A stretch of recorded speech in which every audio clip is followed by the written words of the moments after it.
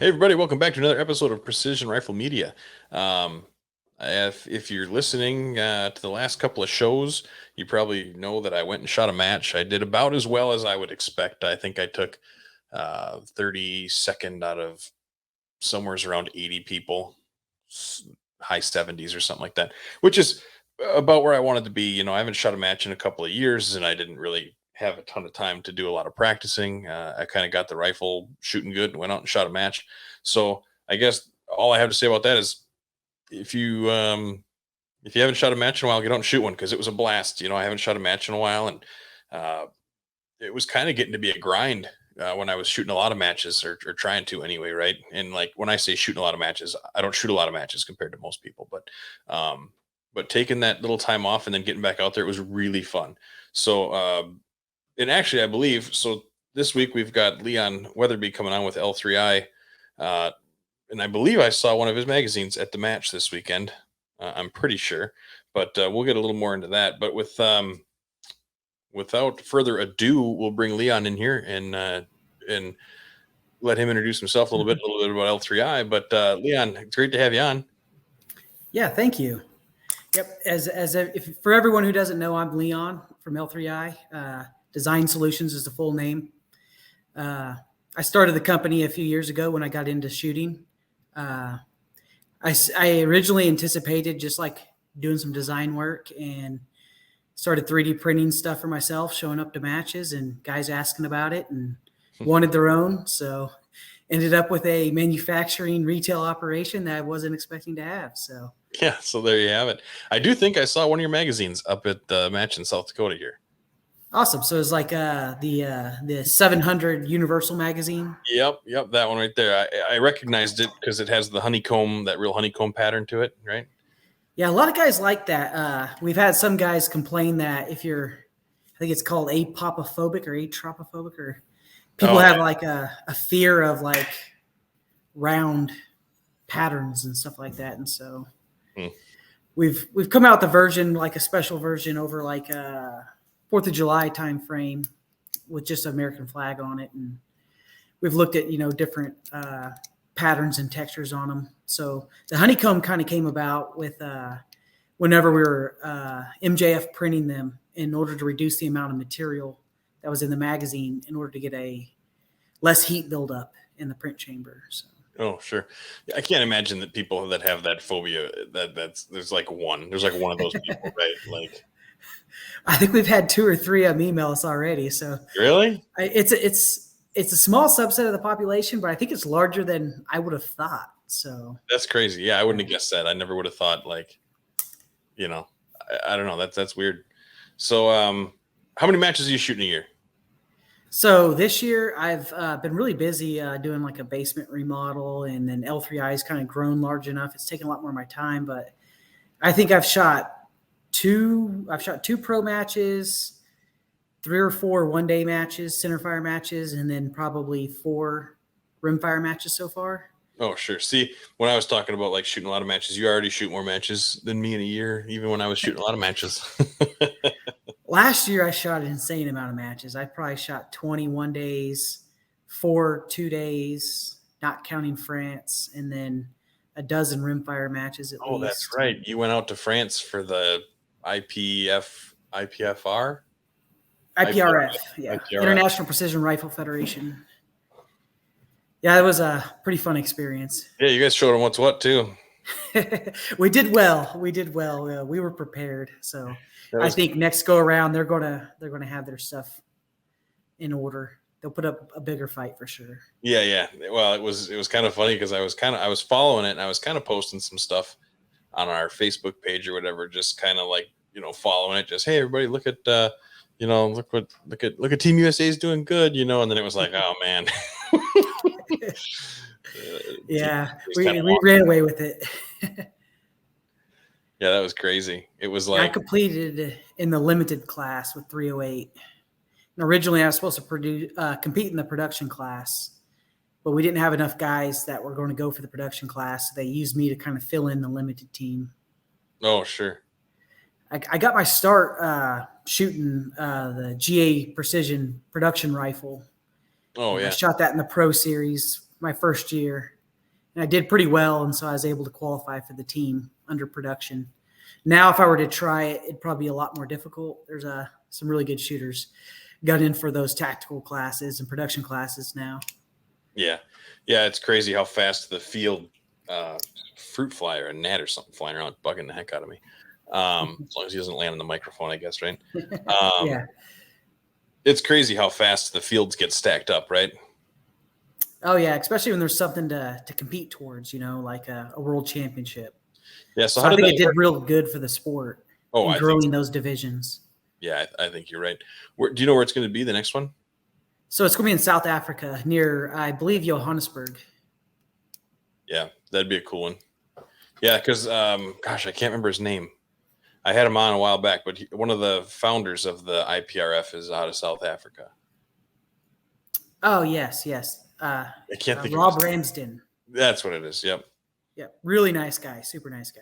Yeah, yeah. When I had him on, boy, it's been years now, but yeah, they were super cool. And it's nice to see the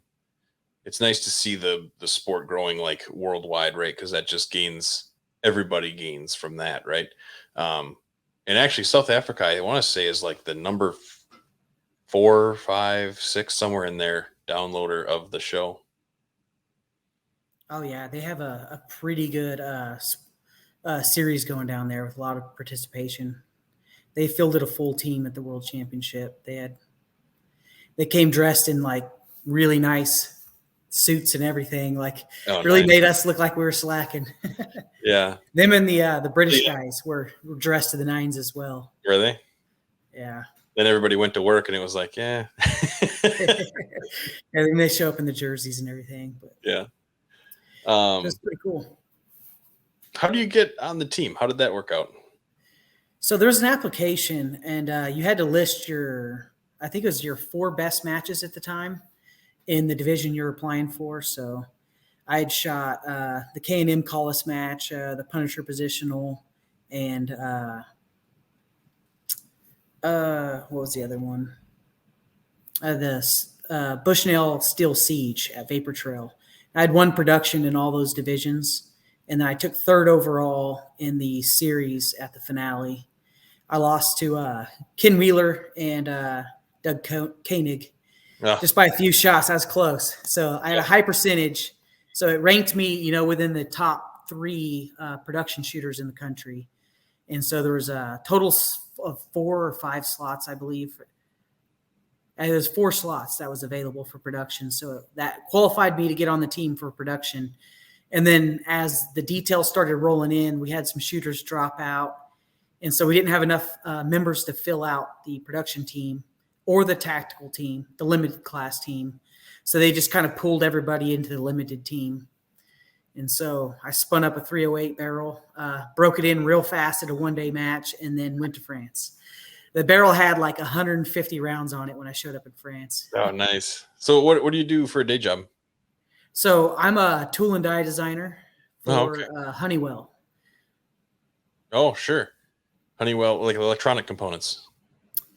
We're a M&O contractor for the Department of Energy, so I do a little bit different stuff. Sure. Huh. Yeah, so there's your machining background and all that, huh? That makes sense. Yeah, my dad and grandfather were both machinists, and I kind of broke the mold and went into. Well, I started out as a diesel tech and doing refrigeration and diesel mechanics, and then I went to school at night for engineering, and eventually ended up in design, mechanical design. Went over to Honeywell as a product designer, and then ended up in the tool and die group because I had a little more leeway for creativity with doing my own molds and jigs, fixtures, gauges, stuff like that. Nice. Where the product design group was kind of strictly limited to modifying designs that came from laboratories across the United States. And Sure. so it was more plug and chug work, and I wanted to be creative. Yeah. I was a diesel tech too before I do what I do now. Seems It's hard like work. yeah, and like the nobody wants to have an excavator down right during work hours, so they want you on weekends and they want you on nights, and then you end up like with Yeah. late hours and weekends. It's like, well, like to be with the family. Mm-hmm. Yep. Lots of hours and dirty work, backbreaking work. Those cylinders on excavators are super heavy. Yeah. I liked it though. I like doing that. But so back to L3I. So L3I, you just started building stuff. You're like, I think I could do this better. And so then you started doing it. And then everybody else was like, I'd pay you for one of those. And here we are. So like, where did the magazine idea come from? So I was the first person on the scene with a magazine extension for the Bagara B14R. And I was making tons of those and shipping them out. And I was getting phone call after phone call, email after email. Hey, I'm having problems installing this, and it's doing this, it's doing that. And I'm like, man, spending most of my time not designing stuff or making stuff, but just giving technical support to customers. Yeah. So I thought to myself, well, if I make an entire magazine that's already assembled and ship them an entire magazine that has the capacity they need, I won't have to deal with all this technical service. I was wrong, way wrong. I have way more customer support with the magazine.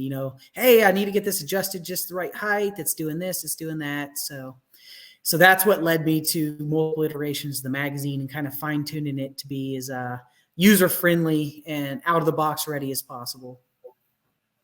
Sure, because it's got a fair amount of adjustment to it. Yeah, so it has a latch at the back where you can adjust the height, the feed height for the magazine itself. And this newest version, the Elite one, I increased the size of that latch so you can actually take the latch off and add like foil tape layers to the back of it. And eventually we'll probably have some die cut shims made. And then you could space out that latch to make the overall width of the magazine wider to where it fits in your mag well tighter. Because the biggest issues with reliability on your 700 platform rimfires is the magazine tilt, front to back. So if you push it up against a bag, you can see the magazine tilt backwards, and the nose of the round is going to dive down, and it's going to feed low. And so, a Manners Mini chassis fits pretty tight. A MDT XRS chassis, I believe, the polymer stock, those fit really loose. And so you can't really design a magazine for every magwell. And so having that adjustability and that flexibility helps. You'll see a lot of guys, they'll put tape or felt on the front or back of their magazine to make it fit tighter in a magwell. And so that's kind of what they're doing is just making that tight fit in the magwell to reduce that tilt. Sure. What do you charge for magazine? So our new 700 Elite is $75. And that's our newest version. It has a injection molded body using Zytel, which is glass-filled nylon. It has a 6061 aluminum machined latch and a 6061 aluminum base plate. So our previous version was $69.99, and that was with an MJF nylon printed body and MJF base plate and latch, which nylon's a little bit softer than aluminum, so your latch could wear over time. If you dropped it, you could crack the base plate on concrete. And it wasn't glass filled, so you didn't have the reinforcement. So you had a little more flex in the magazine. And so from first round to last round, depending on the spring tension, you could have a slight variation in the presentation angle due to the magazine feed lips kind of spreading and contracting, depending on the spring tension. So in order to alleviate that, we moved to the injection molded bodies that have the glass reinforced nylon. So these new ones, they're much stiffer. They're a smoother finish versus the last version. And then they have the upgraded aluminum components in them as well. Sure. Do they work in, I think you got them labeled as like Voodoo, right? But do they work so in they're labeled universal. So they work in the Voodoo 360, the Remex, the Bagara, the Curtis Custom, and the Deuce. I haven't done as much testing in the Deuce, but I have had guys run them in the Deuce successfully. Sure. That's kind of loud. That's when you're. Oh, I'm sorry. I didn't hear. Yeah, no problem. It's like, it's probably pretty close to the mic, I would guess. I'm a fidgeter, so I have to make sure I keep things out of my hands. Yeah, I hear that. Yeah, I wear one of these plastic wedding rings, rubber ones or whatever, Oh, nice. Like the silicone style ones? Yeah. And I sit and I mess with this thing all the time. That's what I do. That's my just roll it around. And it's quiet too. Quiet, yeah. But then every once in a while I'll flip it and it'll go fly. And I'll be like in a meeting and I'll flip it and it'll go fly. And I'll just sit there and be like, oh boy. I'll fidget with my wedding ring too. I've dropped it and it's gone rolling down underneath desks and stuff, and Yeah, yeah, the cubicle next to me. yeah. So yeah, so I do the same thing. But yeah, people yell at me if I clicking pens, they hear that, they don't freak out. Oh yeah, I've been guilty of that many, many times. Yeah.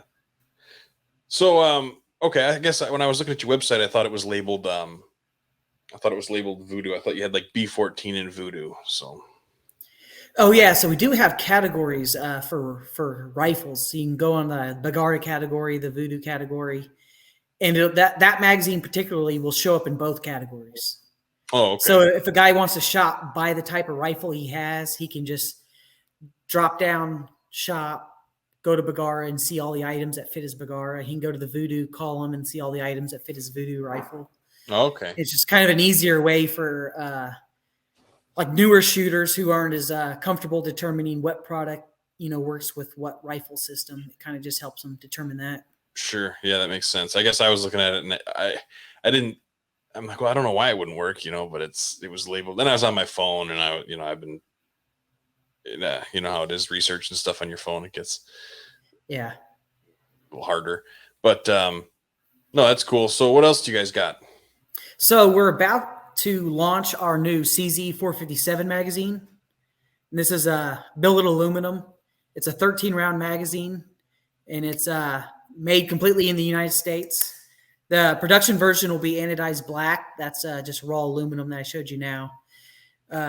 I'm pretty excited about that because the stockpile of Voodoo magazine, not Voodoo magazines, but CZ magazines have kind of dwindled, and they come in waves from overseas, from the Czech Republic. So there'll be times whenever, guys will be desperate to find CZ magazines for 4 or 5 months, and then all of a sudden a bunch of them will come in and they'll go real fast. And so this should give guys a way to have Voodoo, not Voodoo, I keep saying Voodoo, CZ magazines in stock year round is the intention of that.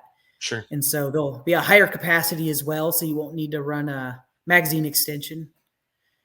And That's it nice. seems to be a little more reliable without the extension as well.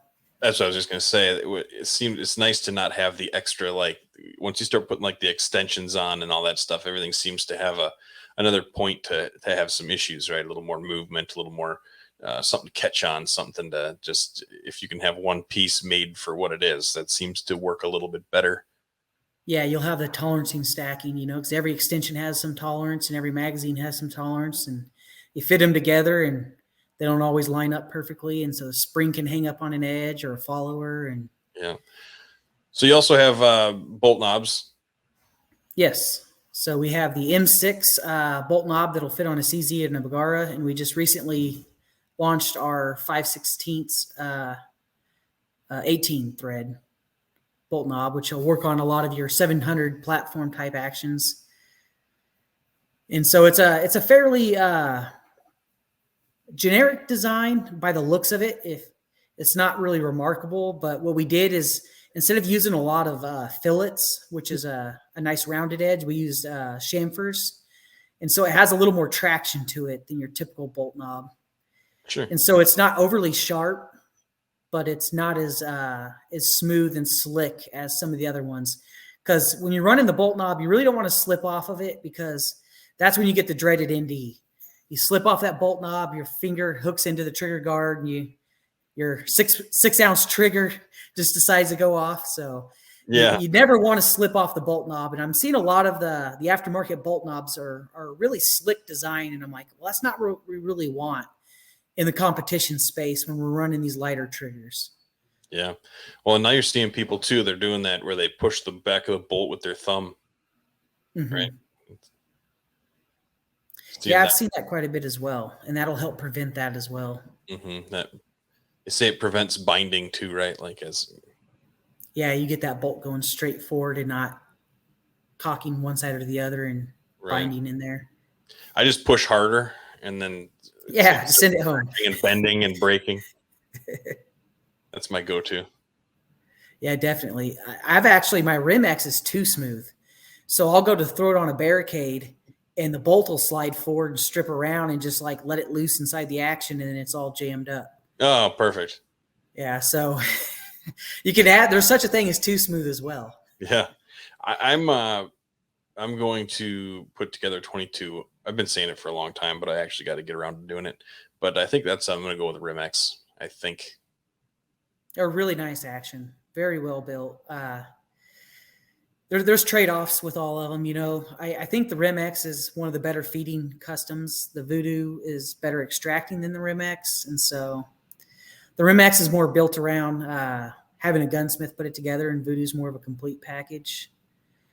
The Bagaras, they're really nice. I started out with I technically started out with the CZ, but I really ran the Bagara a lot more. I got the Bagara pretty close after getting the CZ, and my daughter took over the CZ. Oh, So it's nice. kind of her rifle now.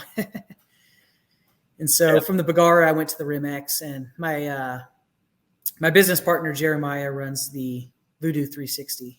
Oh, sure. The Rimex barrels, they're a little bit easier to cut, right? If I remember. Yeah, there's no extractor grooves in them, so it's Yeah. just a flat breech face, a bit of a cone to it, but it's more or less flat. And so the Bagara has a fixed extractor, so you can't single feed them because the extractor the round has to start between the bolt face Oh, and the extractor out of the magazine. It can't pop over the top of the rim. yep. I see what you're saying. What is this? The Bergaras, is that a 700 footprint? Yeah, it's a 700 footprint. It fits in all the 700 stocks and chassis and uses the 700 triggers. That's what I thought. And so, yeah, so that's why our universal magazine will work in the Bagara, the Rim-X, the Voodoo, the Curtis Custom. It all fits in that same AICS platform, and it's you can only feed a rim fire inside a 700 action one way. So it's kind of it lends itself to making a universal magazine that works between all those 700 platform rim fires. Yeah. Yeah, I can see it being kind of goofy, right? Because you got the whole length of the magazine, but you're only feeding from like an inch of it, Yeah. And so a little bit of movement in the magazine, where if it was if it's a 308 or a 6.5 or whatever that you got in there, that little bit doesn't make much of a difference. But when you're only rocking that 1 inch that's raised up, right? It's because you got a nice pointy bullet that can like find a feed ramp real easy.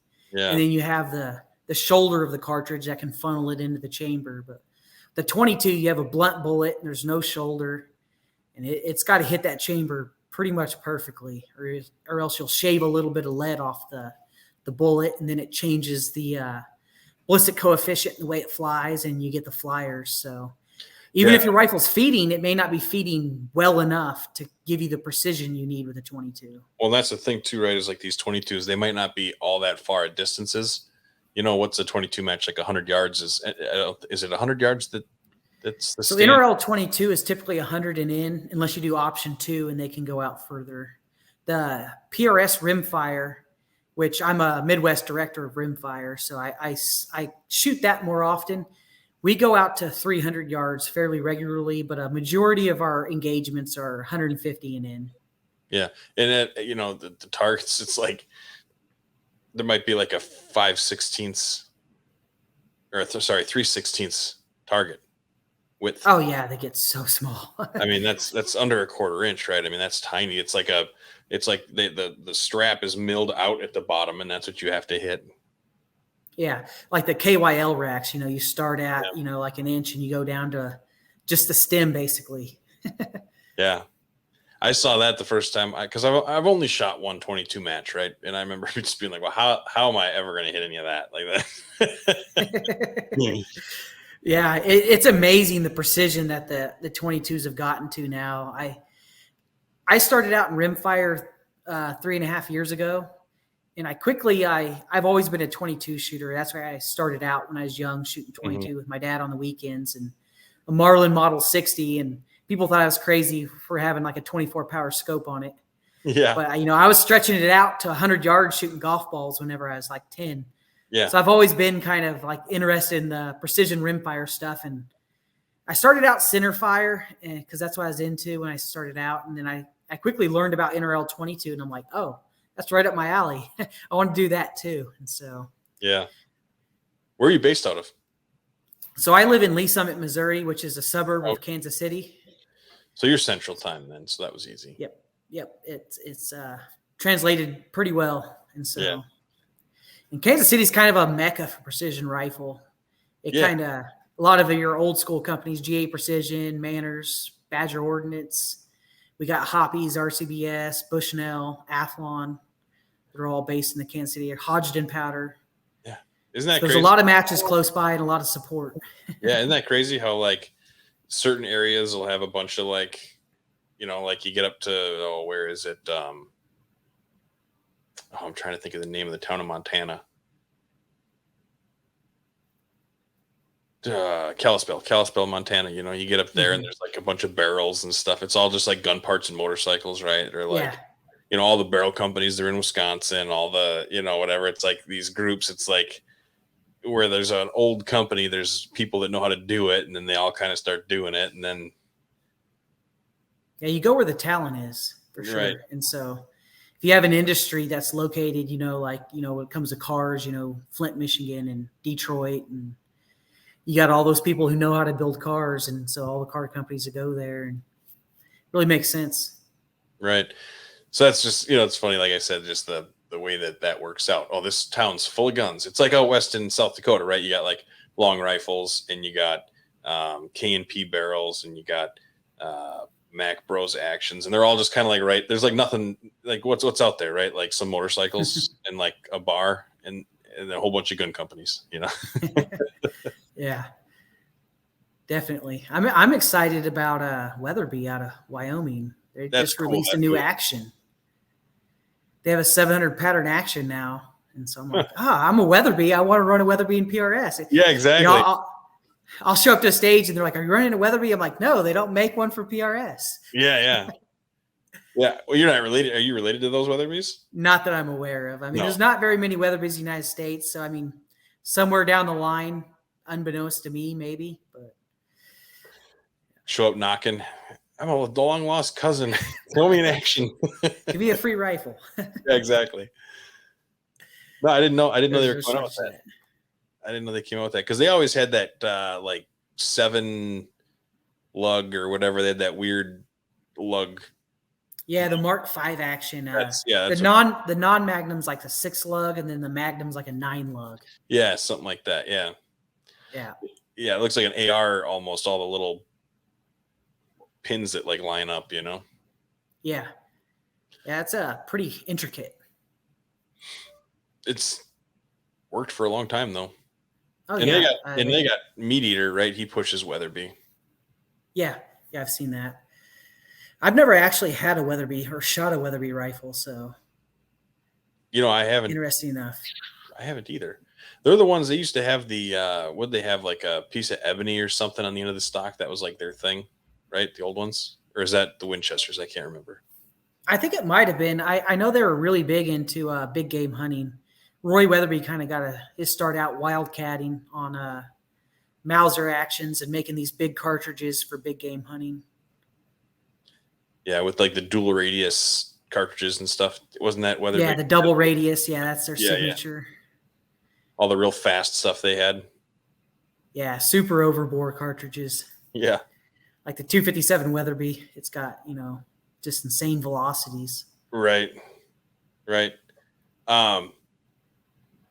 Yeah, so what else you got going on out there, L3I? We got the magazines and the bolt knobs and the...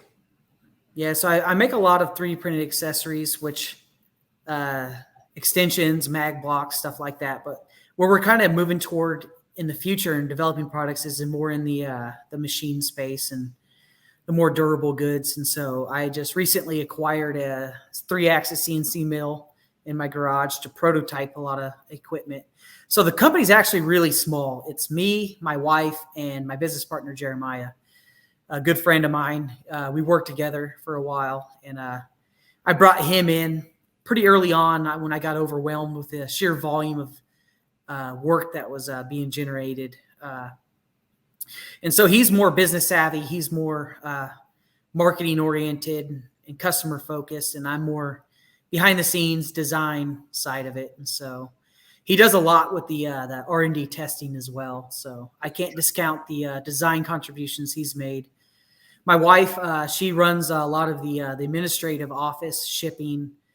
She runs 3D printers for us. So, she's part of the manufacturing and assembling as well. Nice. And we all do this in the evenings. We all have day jobs, 9 to 5s. I say 9 to 5, but it's not really 9 to 5. But yeah, right. so we're a small company. We do it all in the free time, and it's growing. So we're looking at, eventually moving into having our own manufacturing space and employees down the road. But right now we outsource a lot of our manufacturing. So I do a lot of the design and prototyping in-house. So future products, I just recently designed a muzzle brake I'm really excited about. I'm in the prototyping stage, so I need to prototype it, test it, refine it, get that out there. We have a heavy ARCA rail, so we have a 2-pound steel ARCA rail, which is kind of set up to be universal. It'll mount up to a lot of different rifle stocks. We have a brass weights, M-lock weights for chassis. We have a brass weight made specifically for foundation stocks that removes the and shoots type rail. It's actually the SS rail, the Streeter Special, I believe is what it's named. But yeah, there's like 6 bolts. You take that out, you drop in the brass weight, and then it's threaded to bolt on your foundation ARCA rail back to it. It adds about 1 pound of weight to your foundation stock. That's one of the later products we've came out with on the machine side. A reloading tray I made, which I've sold none of those. Really? I've sold 0 of them. Yeah. So maybe I'm overpriced. I may have to reevaluate that. Yeah, they look really nice. Yeah. I spent a lot of time. That was the first thing. So that's when I was kind of learning the mill.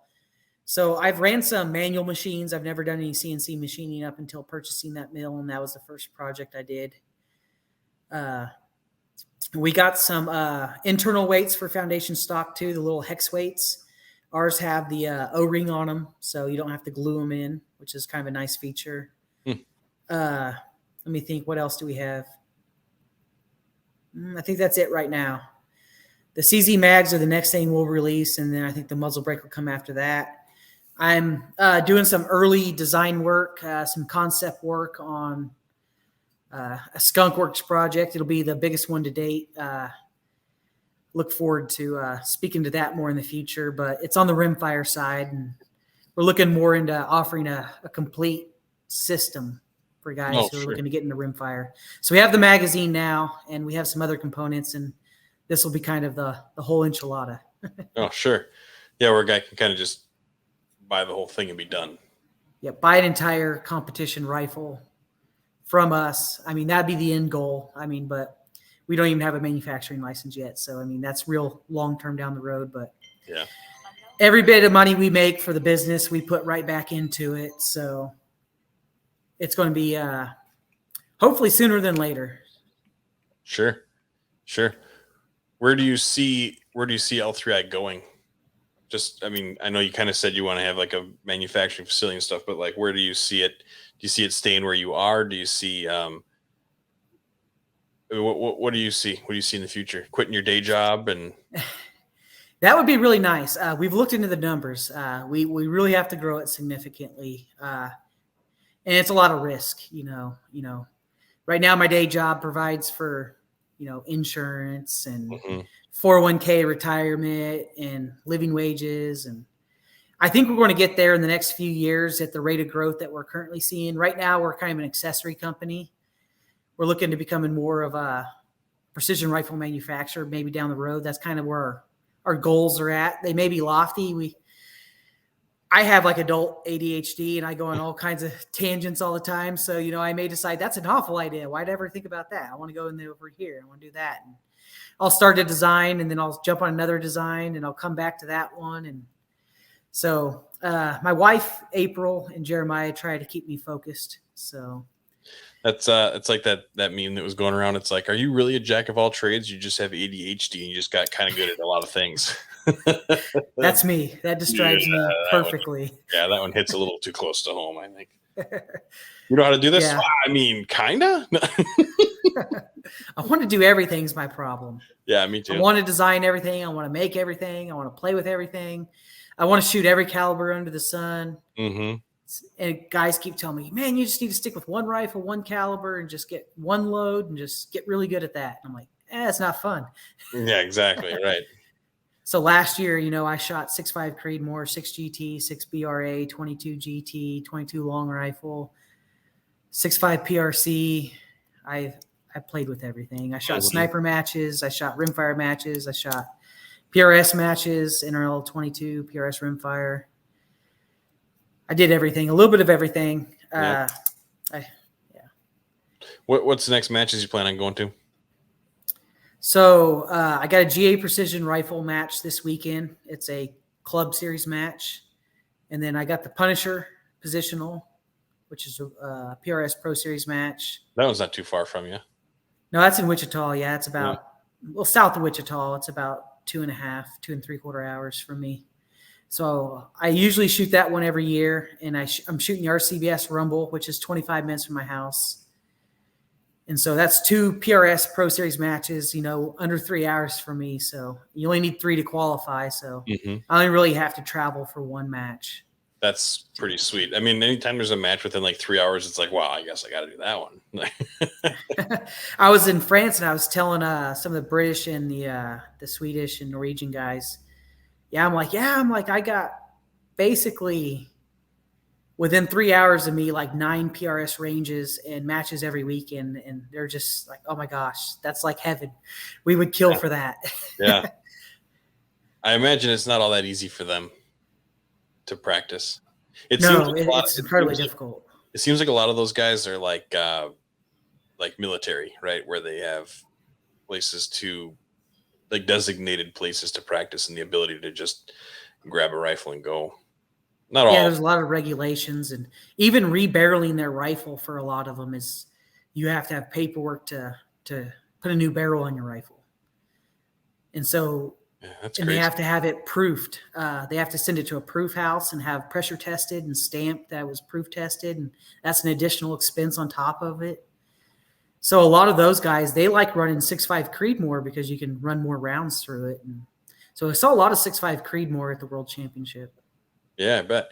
I know, like in Sweden, they got some rules, like you can only have so many guns, and you got to have like a reason for why you have every one, and you can only have so many pounds of gunpowder, and which that would make that because like my understanding is that's where like some of that load development software comes from, right? Is like because those guys can't like you want to try a different powder, you just go down to wherever you and buy a bunch and just start trying it and whatever. But for them, I guess it's kind of an ordeal, right? They're only allowed to have so much, and they got it, whatever. So they like the load development software so they can kind of, test, I guess, for lack of without actually testing it, right, to see where it shakes out. Yeah, it's pretty restrictive, depending on the country as well.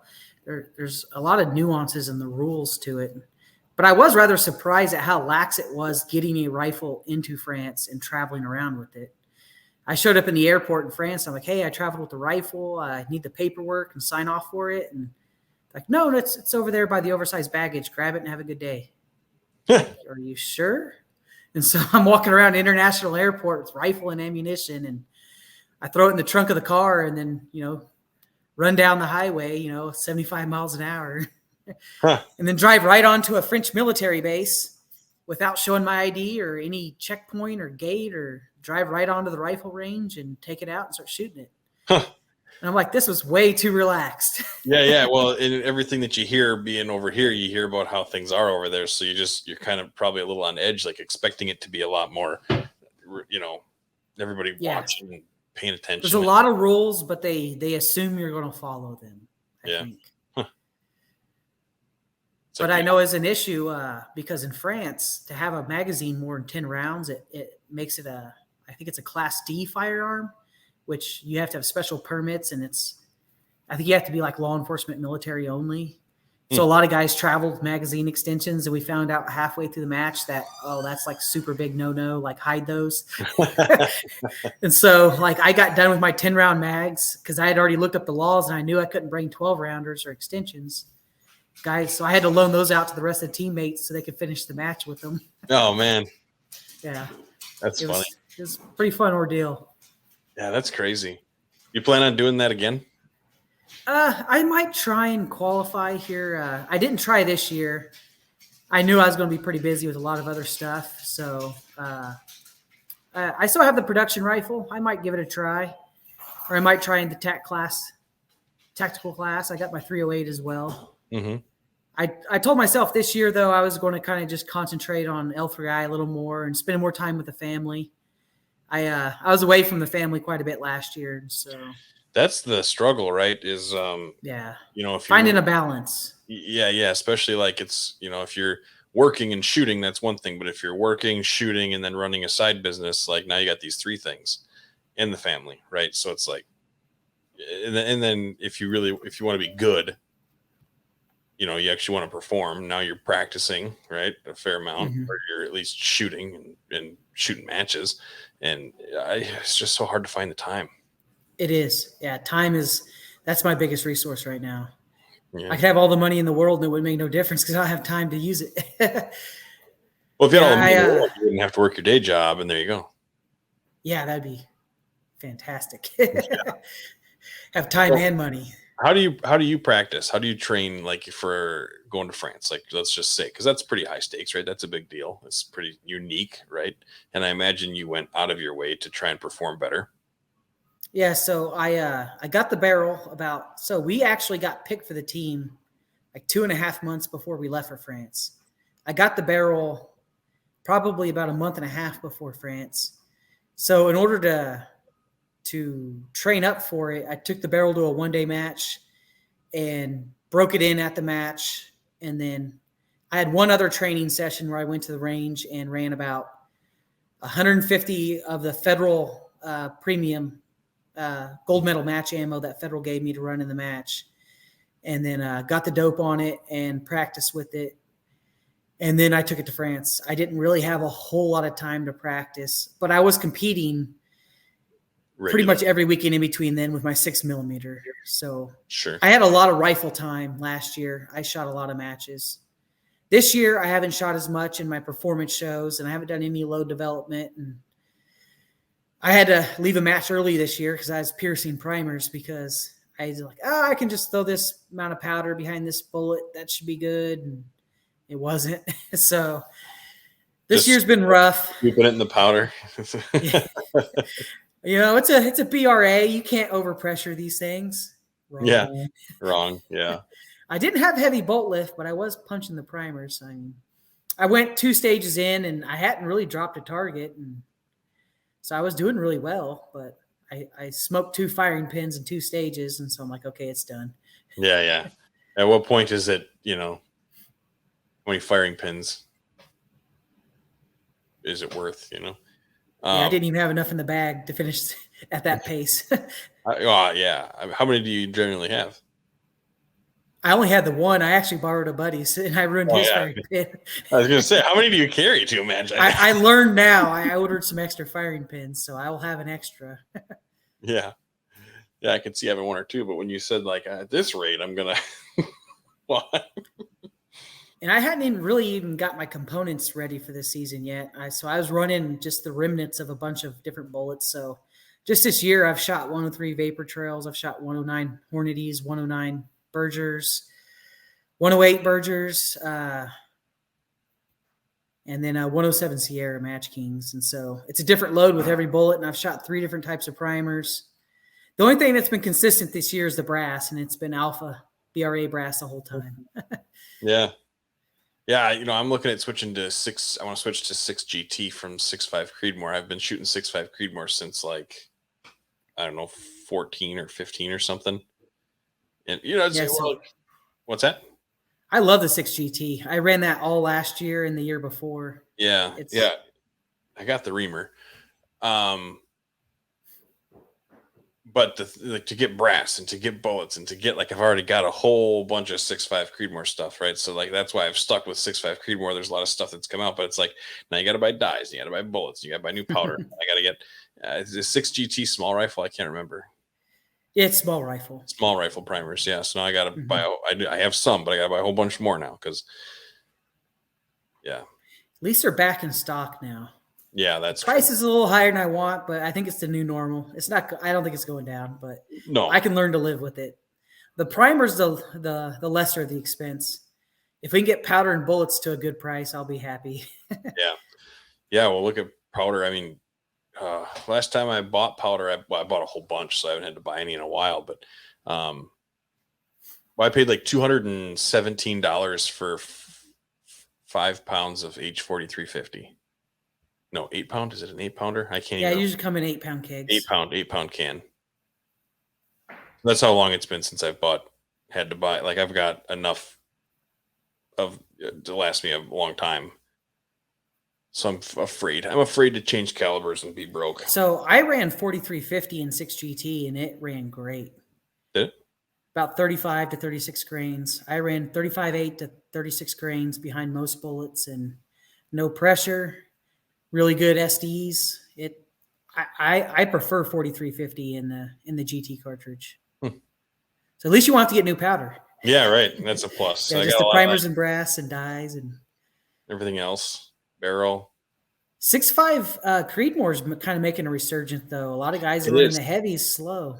6.5 4.7s too. Like just the 6.5 in general. Yeah, like slow, heavy bullets. You're starting to see And I kind think the Hunter series really helped bring that back because they got that power factor, and guys are like meeting the power factor, like, oh, I can run a heavy 6.5, and like, oh, this does really well. I might even use this in PRS. of right, So right. I know like Morgan King had a lot of success running the 6.5 in PRS, and that's what he took to France and did really well with as well. Oh, sure.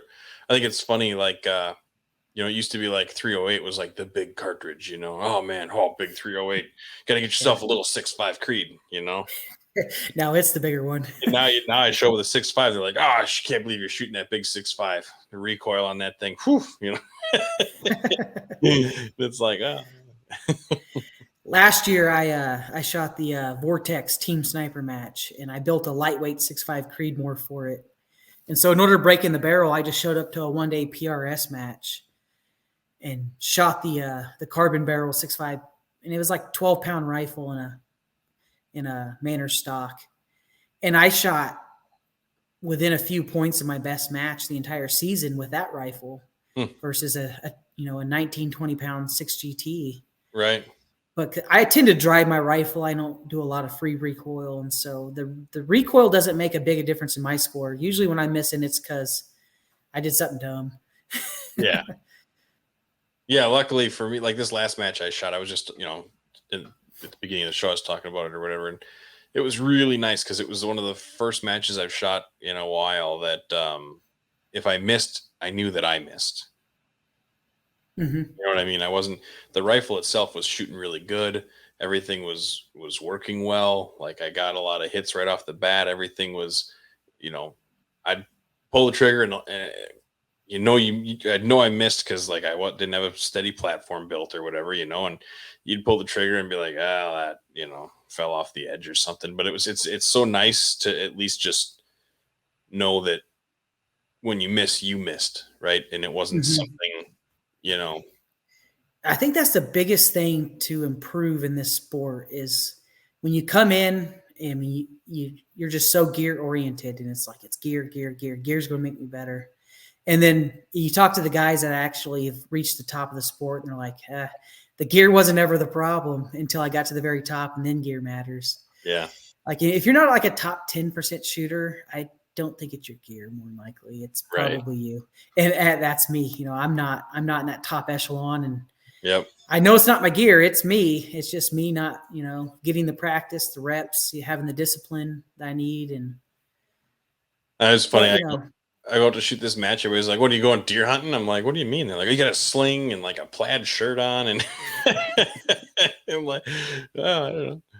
yeah, I show up to matches in jeans and Yeah, me too. shirts. And I don't get head to toe in QU and all that Right. stuff. And Although I will tell you, I bought a couple of 4 years ago now. I bought First Light, all First Light, like outerwear. And if you're going to be in any kind of crappy weather, that stuff is just awesome. oh yeah. Oh, I didn't know it would make that kind of a difference, but it can be cold and wet and crappy and rainy, and you can put that stuff on and be pretty comfortable all day. Yeah, when I shot that Vortex match, it was cold in the mornings and it got warmer in the evenings. And the guys that are wearing that lightweight premium hunting gear, they were warm in the morning and they unzipped it and they were cool in the evenings. And I'm like, yeah, I probably should get some better. If I'm going to be out in the elements doing stuff, I should probably get some better apparel. Yeah, it was a hard pill for me to swallow. It's like, it's so much for what you pay for it. And then to use Yeah. it a couple times a year hunting when, deer season or whatever, and then, shoot a couple rifle matches. So it only gets used a little bit. And I'm like, oh, am I going to get too fat to wear it anyway? I got that problem right now. I can't fit anything in my closet. Yeah, Back on the diet. exactly. Why are you dieting? Do you not like the way you look? Well, I can't fit in any of my expensive clothes. I'm just cheap and I don't want to buy new clothes. Exactly. Yeah. I already got a wife. I don't care about how I look. Yeah. Yeah. Exactly. Right. Right. Yeah. Exactly. I'm already married. I just want to fit my hunting clothes again. Yeah. If I can fit my hunting clothes and not drop dead of a heart attack in the next 10 years, I'm good. Exactly. Exactly. So cool, man. So where should we go if we want to check out L3I? So we got a website, L3I Design Solutions.com. It's a mouthful. I might get, a shortened version of the web URL at some point. We have a Facebook page, L3I Design, and we also have an Instagram page. We're working on getting a YouTube channel set up. We have a few instructional videos on YouTube, very poor quality. I apologize for that now. Looking into filming some instructional videos and getting them up there. We have some dealers that carry our product. Aaron Mashad from A&J Sporting. He was the first dealer to carry our product and got in early on it. And we really encourage our customers to buy stuff through our dealers. Nedved Precision Shooting, they carry our magazines. And then we have some dealers in Canada. Go Big Tactical carries our products up there. And so if you're in Canada, you can get some of our magazines and products through them as well. Oh, nice. We're looking at exporting to Australia, UK here soon. We get a lot of requests from customers from that area, and we're looking to get something set up to go out there. Nice. You have a hard time exporting that stuff? Yeah, I'm not an export lawyer, and my wife and business partner aren't either. So we're kind of leaning on the dealers and their network and their process of how they get goods across from the States and kind of piggybacking on what they know. So that's how we were able to get into Canada. The guy bringing plants across the border and then he brings magazines back the other way. That'd be great. As long as I have no knowledge of that happening. Yeah. I didn't know they were doing that, I swear. Yeah, exactly. Yeah. Well, cool, man. So what else should we be on the lookout for from you guys? You got the muzzle brakes coming out, the CZ 457 magazine. That'll be the next big product we're releasing. We're seeing a lot of demand. I posted the initial video of the prototype running. And the video got like 8,000 views. Oh, nice. I'm like, holy cow. So I think there'll be a good demand for that one. Yeah, get everybody to buy two. Yeah, two minimum order quantity. No, I'm just joking. You can buy one. So we do also have flat rate shipping on our website. So whatever you order, it's going to be $5 to ship. Some orders we lose, some orders, where it's a break even on, but it's just nice having one set flat rate, not have to calculate shipping quantities. And sometimes, if you want to order a $15 3D printed item, you don't want to pay $12 in shipping. Yeah. And it doesn't cost us $12 to ship it, so we're not going to charge $12 to ship it. So, as we grow and scale and we actually have, employees that are shipping this stuff out of warehouses or distribution centers, we may not be able to maintain that, but for the time being, that's the way we're going to run it. Yeah. Yeah, that shipping, man, when you know how much the shipping is going to be, that's the thing. Like you buy something off eBay, right? And it's a good deal. And then you look at shipping, it's like $42 for shipping. Yeah. Amazon ruined the retail industry because everybody expects things to ship in like one day for free. Yeah. So like our shipping policy is 7 business days, and we really have to push ourselves in order to meet that even. And so we'll sell something, and a day or two later, we'll get an email, hey, why isn't this shipped yet? And I'm like, I'm sorry, real small business. We got like 50 orders. We're working through them. You should have it within a week. It should be, a tracking number out there. So, yeah. Well, it's, I don't imagine you have the UPS truck showing up to your house to pick stuff up. So you probably got to make a drop off. Yeah, we use USPS for most of our stuff, and so they pick it up off our porch. Oh, they do. Our mailman hates us because we'll Yeah, do yeah. like 50 boxes at a time, and so he's out there like with a bag, just throwing it all in a bag and carrying it out to the mail truck. Yeah. Yeah. So when we have a lot of packages, we tend to go drop it off at the post office to save him the effort. But No, most sure. of the time, it's about 10 or 12 packages a night. Sure.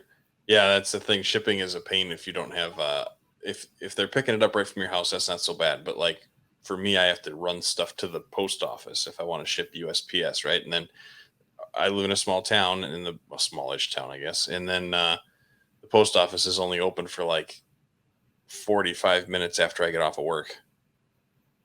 Oh yeah, so you got to rush down there to get there. Yeah. There's usually a line. You're waiting in it. Mm-hmm. Mm-hmm. Or on a Saturday morning, they're open for like 2 hours or something, So Yeah, just I've had pretty good luck with USPS. The prices are low, and that's how I'm able to offer that $5 shipping. My brother's actually a big manager with FedEx, and he gives me grief about using USPS. And I'm like, well, if you can match the prices, and he's like, I'll talk to somebody. yeah, yeah.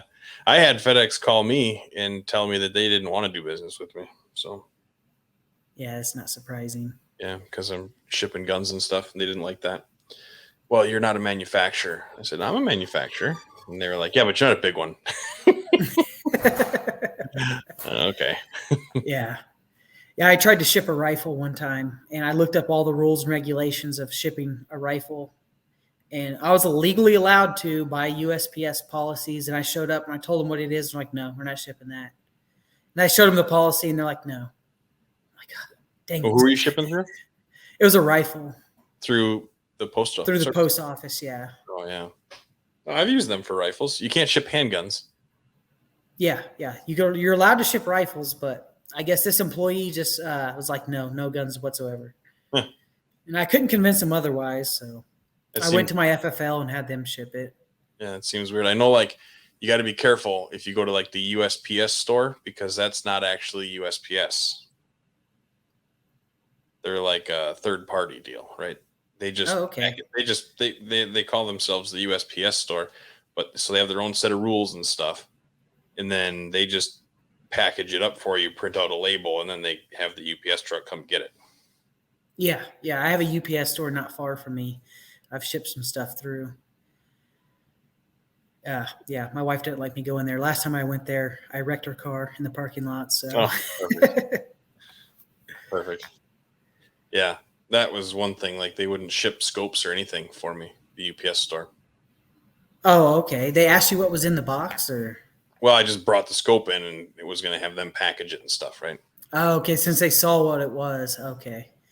Yeah, when I typically use them, I'll package it up and then I'll print the label out through my shipping center, and then I just drop it off there for them to have the UPS guy get it. Yeah, that's the way to do it. I guess I can go to the Ace Hardware too down here. They have a UPS shipping now. That's pretty sweet. So I can just drop it off and the UPS truck comes. So anytime Ace Hardware is open, which is good.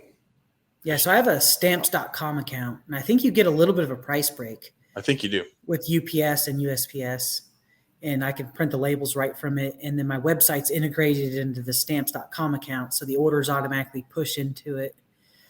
Oh, and then it prints a label. That's pretty sweet. Yeah, so you just click on it and you click print label, and it prints it out, and it automatically sends tracking info to the customer and automates it real nicely. Ooh, that's handy. Yeah. Yeah, my wife said she wasn't going to do the shipping unless I automated it to the best of my abilities. And I'm not a web developer or anything, and I did the website, so my website's terrible. I apologize for that. And all kind of self-learned. Yeah, that's So we're more of a startup company, yeah. trying to transition over. That's how it all starts, right? Yep. So cool, man. I appreciate you taking time to come on and talk. Is there anything you want to throw out there before we wrap it up? Anything you want to? Didn't get a chance to talk just about? want to give a shout out basically to all the customers that support us and has helped us kind of grow to this point, and let you know that we're using that support to build better and more innovative products and give you guys stuff at a reasonable price. Awesome. Cool, man. Yeah, that's awesome. with that, man, like I said, so what is it? L3I Design Solutions.com. L3isolutions.com. Yep. And it's Leon at L3iDesign.com for an email. Yeah, Leon at L3idesignSolutions.com for email to get me directly. If you have any sales questions, it's sales at L3idesignSolutions.com. Oh, they let the cat out of the bag there with the personal email. No, it's all good. And then if you need any dealer inquiries, his address is this. Yeah. So sorry, if you want to be a dealer, get a hold of you. I was going to send you to Jeremiah, and that's Jeremiah at L3idesignSolutions.com. Awesome. Cool, man. Well, I really appreciate it. When you start, when you get your next, I know you're talking about some big project you kind of got under wraps or whatever, but when you get that ready a little bit closer, give me a call. We'll have you on and we'll talk about it. Yeah, definitely looking forward to it. And I wanted to just give you a thank you as well, because this was actually the first podcast I started listening to when I started shooting precision rifle. Oh, nice. How long ago was that? So I started the fall of 2019. Oh, okay. So it's real great to see you back on the air and making new good content. So yeah, well, now that you're on here, it's great content. Oh yeah. This is going to be one of the least watched episodes, I'm sure. I doubt that. No, good. I'm glad you like it. I'm glad that you were listening. That's awesome. Yeah, I did take a little break there, but we're back. So, I started the first show. Did you ever listen to the Precision Rifle podcast way back? Was it out at the end of 2019, or is it just this one? Well, this one would have been the only one that was active, because I started that one in like 2012 or 13. Okay, I don't know if I ever went back or ever found that one. If it's on Podbean, I usually listen to my podcast through Podbean. Yeah, it should be on there. Okay, I'll have to go back and take a look at some of your old stuff. They're old now, but I love the old classic stuff. Yeah. And it was like, there were some interesting ones, because I was doing everything, I didn't know how to edit. I didn't know how to hardly record. I didn't know anything, so some were pretty rough. Yeah, I kind of love just like researching the history and the evolution of precision rifle. So I'll go back and take a listen to those for sure. Oh, cool. Let me know what you think. So definitely. With that, everybody, check out L3iDesignSolutions.com. If you got any questions, comments, or concerns for Leon, if you have anything for me, questions, comments, concerns, it'd be Kirk at PrecisionRifleMedia.com. Go to PrecisionRifleMedia.com, click on the Contact Us section. That will shoot me an email directly. That's a pretty quick, easy way to go. The Facebook page, Precision Rifle Media, the Instagram, which I think is Precision Rifle 1 or Precision Rifle 01, but you can get there, I think, from the Facebook page. If you got anything you want a quick answer to, Elise, ELYSE at PrecisionRifleMedia.com. So I think that's all I got this week. So everybody take care, try to get to the range, and I'll talk to y'all next week. Thanks a lot, guys. Bye-bye.